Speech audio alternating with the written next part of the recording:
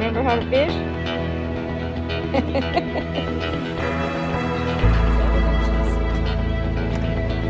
That's 2 for Dad and 0 for us.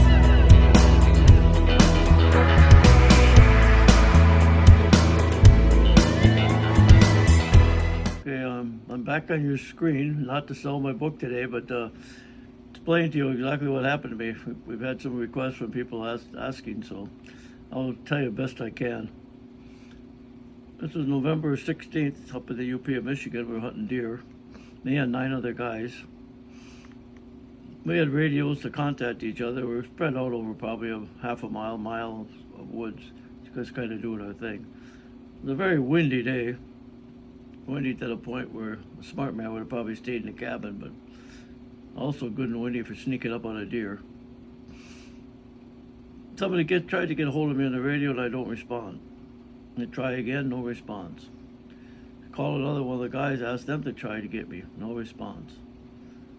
So one of the guys says, I saw him not too long ago, I'll go check on him. Well, he comes to check on me and he finds me laying on the ground, unable to move my legs, conscious, and blood gushing out of my head. A big balsam or spruce tree had snapped off about 20 feet in the air and had come down and landed on me. He gets back on the radio, lets the guys know what's happening. We got to get 911 in here. But the next problem is no cell phone signal. So the boys are scampering around trying to get 911 on, heading for higher ground, whatever you can do. You know how that goes, move around, get signal. Anyway, they got out, they got 911 on the way.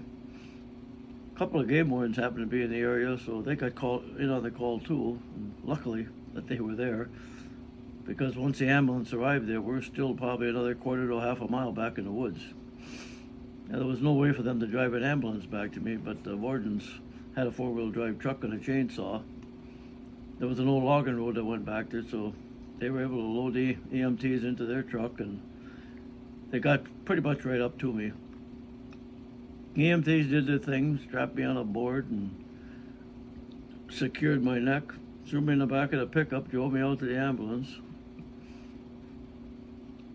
The 2 EMTs got in the back of the ambulance with me, and one of the game wardens jumped in the driver's seat. They drove us to Eagle River Hospital, where a helicopter was waiting.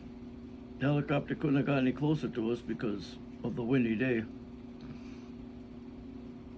By the way, if they loaded me in the helicopter and flew me to the nearest trauma unit, which was in Wausau. Meanwhile, one of the hunters had gotten a hold of my wife, so she was scrambling the family to try to come to wherever I am. They're thinking I in River at first. They finally get the word. They're coming from everywhere, so one from Green Bay, one from Menominee. They get Apple to Wausau, and by then they've got my head stitched up, got me put a couple of units of blood in me, and had taken x-rays. Told my wife that they couldn't guarantee that I'd live through the surgery, but they had to do a surgery. They'd have to have her sign for it. And if I lived, I would never walk again. They said that they'd already ran this by me. I was still conscious, although I remember none of this. And then I had told him, do what you gotta do. So she says, do what he's gotta do. She signed the paperwork. They did the operation. The operation went good. A couple days later, I was not only alive, but moving my legs. 5 more days and I was walking. When I was going ready to leave that hospital, and one of the head trauma doctors come to me and said, you should not be walking.